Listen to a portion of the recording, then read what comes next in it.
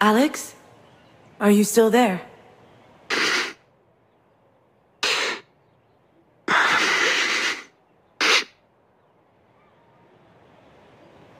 Marie had this weird rule back home. You only get to cry once. It didn't matter the reason, from bike falls to headaches to world hunger. She had this theory that there are two reasons one might cry. Either from surprise, when life sucker punches you, or from cowardice, when you give up on fighting back. You only get to cry once from surprise, she used to say. And there is no time for cowardice. Well, I think she forgot that there was a third possibility. Sometimes you cry because you've mustered up the courage to look at life how it is.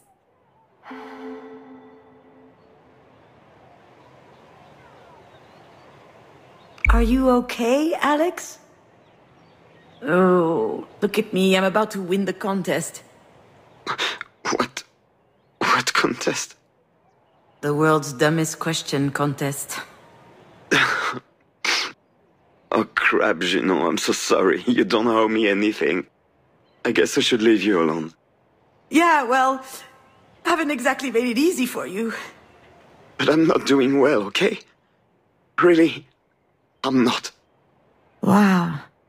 You don't get these heartfelt moments from him, ever. Since I left?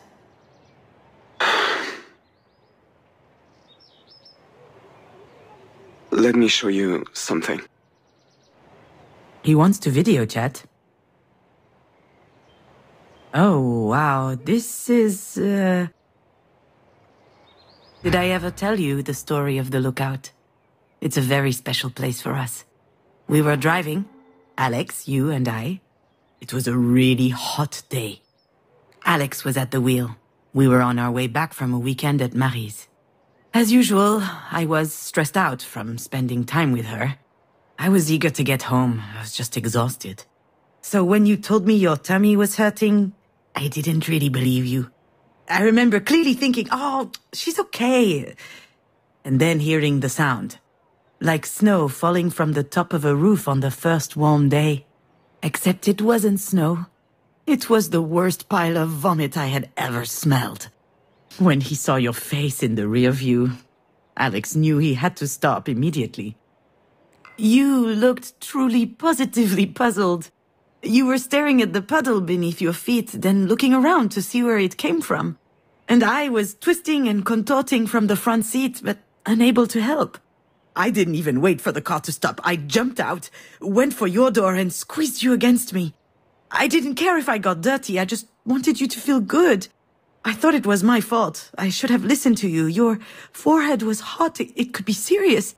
I carried you out to the banister on the end of the clearing and laid you on the grass. Your face was pale and your eyes were bulging, and you started screaming. Oh, dear. You were vomiting, looking up, staring in the distance, screaming, oh, dear. Oh, dear. Oh, dear. And I didn't understand. I kept asking you, what's wrong, baby? Patting your back, pulling your hair away from your face to help. And there was a pit growing in my stomach and my eyes were welling up. I was terrified, and your dad was terrified. You were smiling. You pointed in front of you. Oh, dear. Oh, dear. Oh, dear. Oh, dear. So we turned around. And on the other side of the banister, there was a cliff going straight down. And down below, there was a prairie stretching between two leafy bushes. And in the middle of the prairie, there was a deer. I could have written this whole scene. He was standing tall beneath the sunset, as if holding it with his antlers. And he was looking at us, completely stunned. He was magnificent. Alex took a picture with his cell phone, and you kept repeating, a deer, clapping your hands when he finally jumped out into the bushes. Wow, we were in a daze, you know. We couldn't believe the beauty of what we'd just seen. And then You vomited one last time on your dad's shoes. And that day, you became the world's greatest deer fan. My little deer. What are you doing over there? Do you recognize the place? Of course I do. I'll never forget the lookout. Every time I take this road, I have to stop. The other drivers don't get it, of course. They ask me if I need assistance, if I broke down or something. I'm just trying to enjoy the view. It's so beautiful. Today I came here just for that. Why the sudden rush of nostalgia? Did you see the deer again? No. I never saw the deer again. I'll never see the deer again. And that really, really sucks. Alex? You're scaring me a bit. You don't look well. I'm not well. You were right, you know. This whole time I thought I was helping you. I thought you needed me so you wouldn't crumble. But that was a goddamn lie. I was the one who needed you. Even before Astrid died, I needed you. Helped Junon with her tyrannical mother, helped Junon with her screenwriting career. Shows Junon how to be happy. A good one. It was easier for me to think you had issues. But I was the goddamn issue. It can't be easy for him to realize this. But he has to. At least I hope so.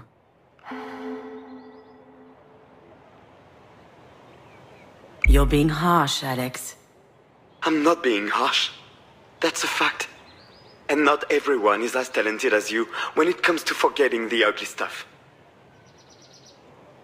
I remember getting in the car with you. I remember waking up in the hospital with Alex by my side. But what happened in between, it's a black hole for me. Apparently that's pretty common.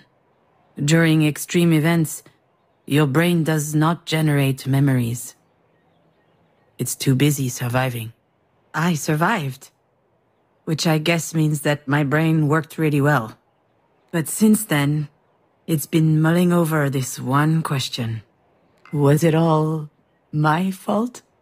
I was half expecting your dad to hold it against me one day, anyway. But it doesn't hurt any less. That was really shitty. I'm sorry.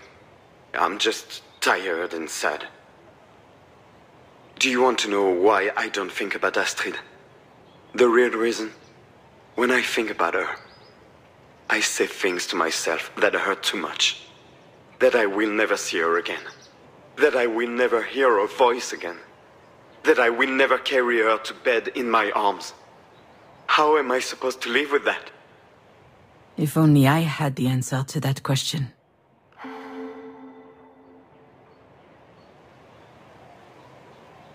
It takes time. Yeah, that's it. It takes time. Except the more time passes, the worse it gets. And I'm getting tired of waiting. What are you saying? Alex, what are you saying? This place is as beautiful as ever, you know? Really beautiful. Bye, June. Good luck. Alex, don't... Alex? Alex! Shit, I gotta get over there. Shit, Alex. I have a really bad feeling about this. Alex is strong, but... he didn't look well. I've never seen him like this. I could be imagining this, but if anything happens to him, I will never forgive myself.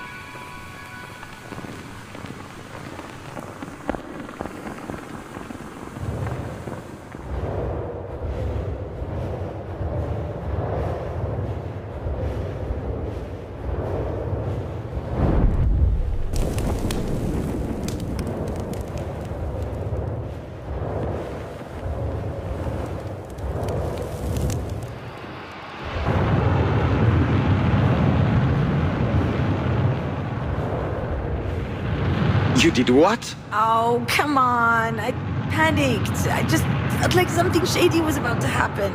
If you think I had any time to think. And also, I was drunk as a skunk, so... You're insane? Completely insane? You really think so? Yeah.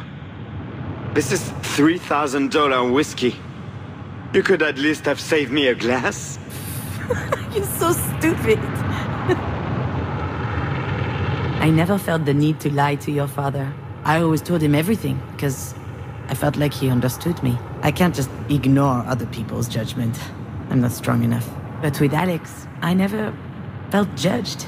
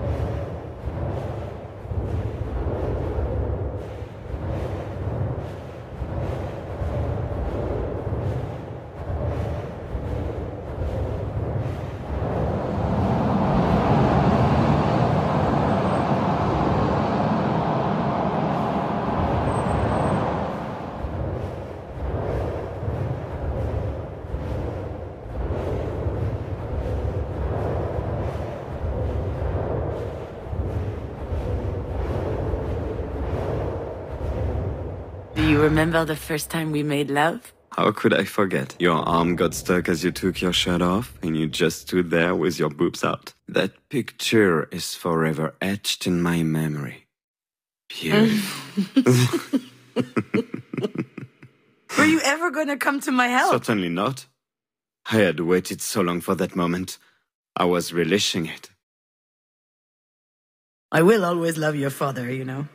Forever. Being able to strip naked, completely naked, and feeling good anyway, that's rare. I hope that I will experience this feeling again one day with someone else. But I'm happy to have known that once in my life already. With him.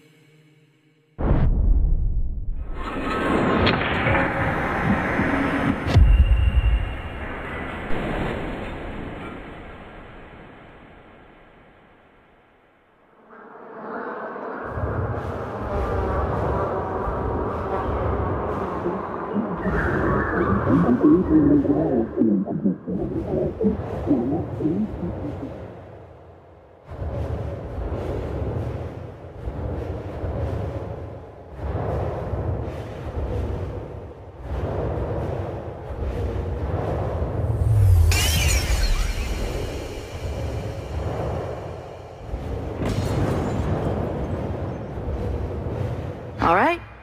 You settled? More or less. And what are you up to?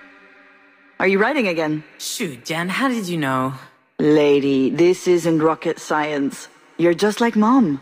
It's in your blood. Why do you think Alex has been pushing you all these years? You're the only one who's unaware that you're an artist. For a long time, I thought Alex was pushing me to write out of mercy, because he thought that it would somehow fill a void in my life. It never occurred to me that maybe I was actually talented, and that he had figured it out.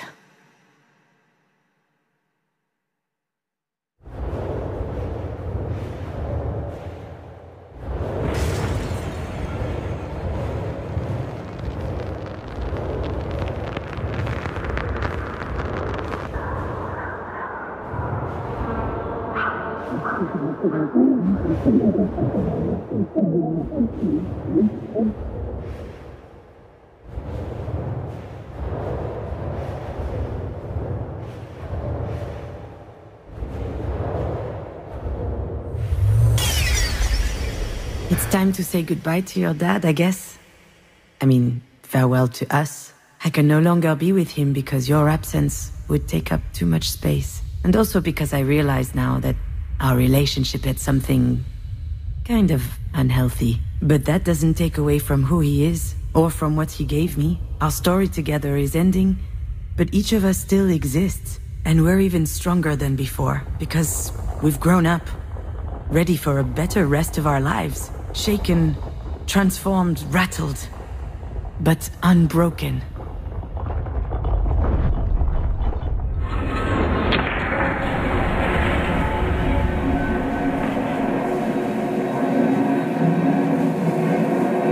How am I supposed to live with that? Today it's your dad who feels like his heart is in a million pieces. And this time, I'm the one who can help him understand that it's not all broken. I don't know. What happened to us was as unfair as it gets. I understand why it looks impossible to overcome. But I also know that you will find a way.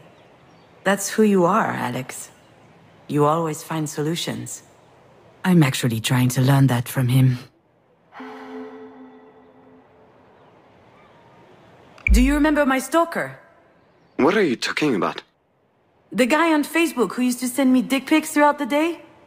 You told me you would take care of it, and I was scared it would end up badly. It did end badly. For him. I still have no idea how you found his mom and his dad's home address. I would have loved to see their faces when they unrolled their kids' dick poster size. It wasn't cheap, but it was worth it. You'll be all right, Alex. Sometimes you need to let go of things you thought would be forever. But you're still here, unbreakable. And to be honest, Pauline is totally Eva Mendes. Come on, you're stupid. You know I'm not actually Ryan Gosling, right? Just let me live my fantasies, please. Thank you, Juno. Do you think it was damaging, us being together? To each other or to ourselves? We did what we could. I would have loved to know another way. Yeah, but it makes sense that we can only now understand these things. I think that's called growing up. I'm sorry for what I said about Marie. I hope she gets better. It's okay, Alex. I'm not going to blame you for always being on my side. You know, you should go see her. In our room. 'Cause you never know. You're right. Of course he's right. Then why is it so hard? Juno, I need to tell you something. I know that you don't remember the accident, and I know you can't help it. And I know it's not fair, but I resent you for that. And it scares me. I'd like to believe that knowing what happened that day wouldn't change a thing. But I know that's not true. Because there are only two options. Either my daughter is dead, or I killed my daughter. Scares. Yeah. Sometimes I feel really angry. I think that not knowing is driving me crazy. So if one day you do remember something, anything really, please tell me. I don't know if I will, but I too would like to know. And I too am angry. Oh, June, I'm sorry, Could you stop being sorry all the time? That is not sexy. Is Ryan Gosling ever sorry in the movies, huh? What about Hugh Grant? Is he sorry? Huh? Hey, Adam Driver? I mean, yeah. They do have that hangdog look. Fair point.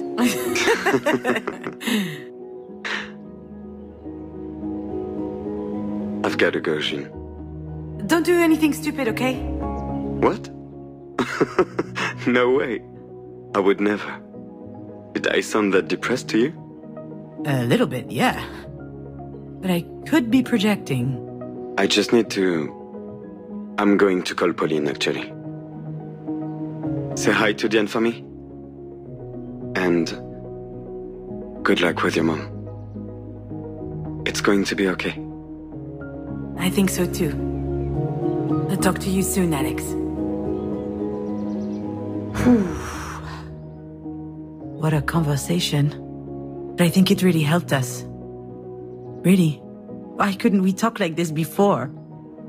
That depends on what before we're talking about here. Before you were born? Before you died? Or before we split up? Before we split up, I think we didn't feel like talking anymore. At all. Alex was paralyzed with fear. Talking about what happened made things too real. Me, on the other hand, I didn't know what was left to say. I miss you a lot, you know?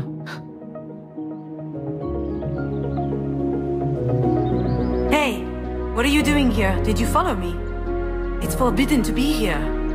Hey, wait! Where are these kids' parents? Come back! That could be dangerous! Oof! I haven't run this much since high school.